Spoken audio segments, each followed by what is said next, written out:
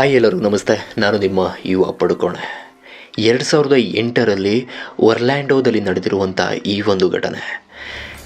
ಕೆಸೆ Antony ಎನ್ನುವವಳು ತನ್ನ 2 ವರ್ಷದ ಪುಟ್ಟ ಕಂದಮ್ಮನನ್ನು ಕೊಂದು ಹಾಕಿ ಕಾರಿನ ಡಿಕ್ಕಿಯಲ್ಲಿ ಹಾಕಿರ್ತಾಳೆ. ಕೆಸೆ ಆ್ಯಂಟೋನಿ ಎನ್ನುವಳು ತನ್ನ ತಂದೆಯ ಜೊತೆಗಿರ್ತಾಳೆ. ಆತ ತುಂಬ ಪ್ರೀತಿ ಮಾಡ್ತಾನೆ, ತನ್ನ ಮಗಳನ್ನು ತುಂಬ ಮುದ್ದಾಗಿ ಬೆಳೆಸಿರ್ತಾನೆ ಕೂಡ.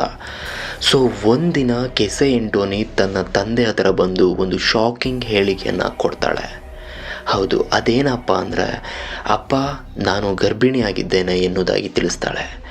ಈ ಒಂದು ಮಾತನ್ನು ಕೇಳಿ ತಂದೆ ತುಂಬ ಶಾಕ್ ಆಗ್ತಾನೆ. ಯಾಕಂದರೆ ಕೆಸೆ ಆ್ಯಂಟೋನಿ ಎನ್ನುವಳು ಇನ್ನೂ ಕೂಡ ಮದುವೆ ಆಗಿರೋದಿಲ್ಲ. ಸೊ ಈ ಒಂದು ಹೇಳಿಕೆನ ಕೇಳಿದ ತಕ್ಷಣ ಆತ ತುಂಬ ಶಾಕ್ ಆಗ್ತಾರೆ.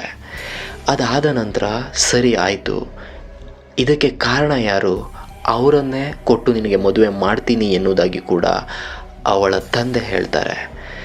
ಅದಕ್ಕೆ ಇವಳ ಆನ್ಸರನ್ನು ನೀವು ಕೇಳಿದ್ರೆ ನಿಜಕ್ಕೂ ಶಾಕ್ ಆಗುತ್ತೆ ಗೈಸ್. ಇವಳು ಹೇಳೋ ಆನ್ಸರ್ ಇಷ್ಟೇ, ಇದು ಯಾರ ಮಗು ಅಂತ ನನಗೆ ಗೊತ್ತಿಲ್ಲ ಅಪ್ಪ ಎನ್ನುತ್ತಾರೆ. ಮತ್ತೆ ಈ ಒಂದು ಸ್ಟೇಟ್ಮೆಂಟ್ ಕೇಳಿದ ತಕ್ಷಣ ಅವಳ ತಂದೆಗೆ ಮತ್ತೆ ಶಾಕ್ ಆಗುತ್ತೆ. ಆದರೆ ಮುದ್ದಾಗಿ ಸಾಕಿದ್ದ ಮಗಳನ್ನು ಏನಾಯಿತು ಹೇಳು, ನಾನು ಏನೇ ಆದರೂ ನಾನು ನಿಂತು ಅದನ್ನು ಮಾಡಿಸ್ತೀನಿ, ಹೇಳು ಏನಾಯಿತು ಎಂಬುದಾಗಿ ಸಾರಿ ಕೇಳ್ತಾರೆ.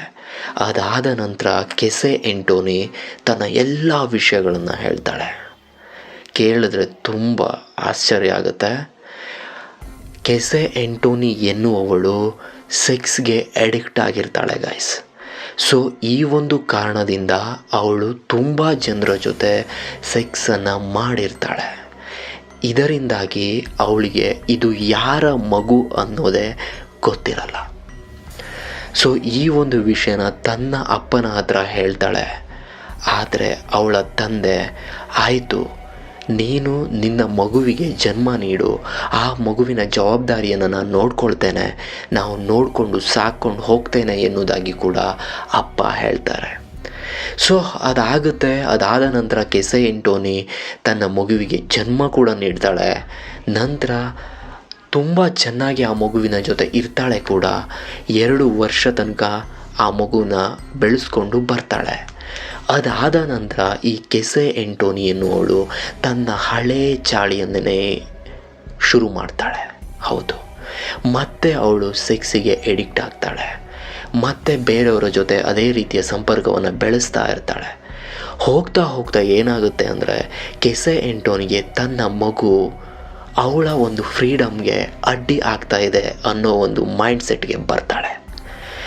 ಇದನ್ನೆಲ್ಲ ನೋಡಿದ ಅವಳು ಒಂದಿನ ಆ ಪುಟ್ಟ ಹೆಣ್ಣು ಮಗುವನ್ನು ಕೊಂದು ಕಾರಿನ ಡಿಕ್ಕಿಯಲ್ಲಿ ಹಾಕಿರ್ತಾಳೆ. ಆದರೆ ಈ ವಿಷಯ ಯಾರಿಗೂ ಗೊತ್ತಿರಲ್ಲ. ಯಾಕಂದರೆ ಇವಳು ಮಗು ದೊಡ್ಡದಾಗ್ತಾ ಇದ್ದ ಹಾಗೆ ತನ್ನ ಅಪ್ಪನಿಂದ ಸ್ವಲ್ಪ ದೂರದಲ್ಲೇ ಇರ್ತಾಳೆ. ದೂರದಲ್ಲೇ ಮನೆಯಿಂದ ಇರೋದರಿಂದ ಈ ಒಂದು ವಿಷಯ ಅವಳ ಅಪ್ಪನಿಗೆ ಗೊತ್ತೇ ಆಗೋದಿಲ್ಲ. ಅದಾದ ನಂತರ ಸ್ವಲ್ಪ ಸಮಯದ ನಂತರ ಕೆಸೆ ಆ್ಯಂಟೋನಿ ತಂದೆ, ನನ್ನ ಮೊಮ್ಮಗಳು ಎಲ್ಲಿ ಎನ್ನುವ ಪ್ರಶ್ನೆ ತುಂಬ ಕಾಡ್ತಾ ಇರುತ್ತೆ. ನಂತರ ಕೆಸೆ ಆ್ಯಂಟೋನಿ ಮನೆಗೂ ಕೂಡ ಅವರು ಭೇಟಿಯನ್ನು ನೀಡಿ ತನ್ನ ಮೊಮ್ಮಗಳನ್ನು ಹುಡುಕೋಕೆ ಶುರು ಮಾಡ್ತಾರೆ. ಅದಾದ ನಂತರ ಹೊರಗಡೆ ಬಂದಾಗ ತುಂಬ ಕೆಟ್ಟದಾಗಿ ಸ್ಮೆಲ್ ಕೂಡ ಬರ್ತಾ ಇರುತ್ತೆ. ನಂತರ ನೋಡಿದ್ರೆ ಆ ಒಂದು ಕಾರಿನ ಒಳಗಡೆ ಆ ಮಗುವಿನ ಬಾಡಿ ಸಿಗುತ್ತೆ.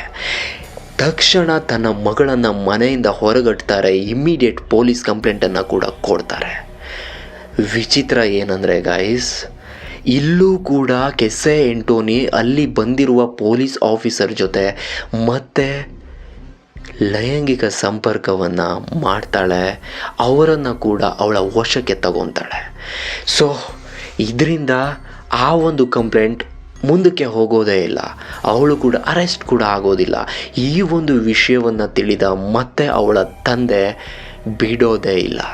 ಸೊ ಇವರು ಮತ್ತೆ ಆ್ಯಕ್ಷನ್ಸನ್ನು ತಗೊತಾರೆ. ಈ ಒಂದು ಕಾರಣದಿಂದ ಮತ್ತೆ ಇನ್ನೊಬ್ಬರು ಇನ್ವೆಸ್ಟಿಗೇಷನ್ ಆಫೀಸರ್ ಬಂದು ಅವಳ ಸಂಪೂರ್ಣ ಚರಿತ್ರೆಯನ್ನು ಕೇಳಿ ಅವಳನ್ನು ಅರೆಸ್ಟ್ ಮಾಡಿಕೊಂಡು ಕರ್ಕೊಂಡು ಹೋಗ್ತಾರೆ. ಇದನ್ನು ಕೇಳಿದಾಗ ನಿಜಕ್ಕೂ ಈ ಥರ ತಾಯಂದ್ರೂ ಇರ್ತಾರಾ ಎನ್ನುವುದು ತುಂಬ ಪ್ರಶ್ನೆ ಆಗಿ ಕಾಡ್ತು. ಸೊ ಒಂದು ಸೆಕ್ಸ್ಗೋಸ್ಕರ ತನ್ನ ಆ ಮುಗ್ಧ ಕಂದಮ್ಮನ್ನು ಸಾಯಿಸ್ಬಿಟ್ಲು ಅವಳು. ಸೊ ಅವಳಿಗೆ ಬೇಕಾಗಿಲ್ಲ ಅಂತಂದಿದ್ರೆ ಏನಕ್ಕಪ್ಪ ಅದನ್ನು ಮಾಡ್ಕೊಬೇಕಿತ್ತು. ಸೊ ಮುಂಜಾಗ್ರತಾ ಕ್ರಮನ ತಗೊಳ್ಬೋದಿತ್ತು. ಸೊ ಸುಮ್ಮನೆ ಆ ಒಂದು ಕಂದಮ್ಮನ್ನು ಸಾಯಿಸಿದ್ಲು ಅವಳ ಕೈಯಾರನೆ. ಸೊ ಈ ವಿಷಯನ ಕೇಳಿದಾಗ ತುಂಬ ಬೇಜಾರಾಯಿತು.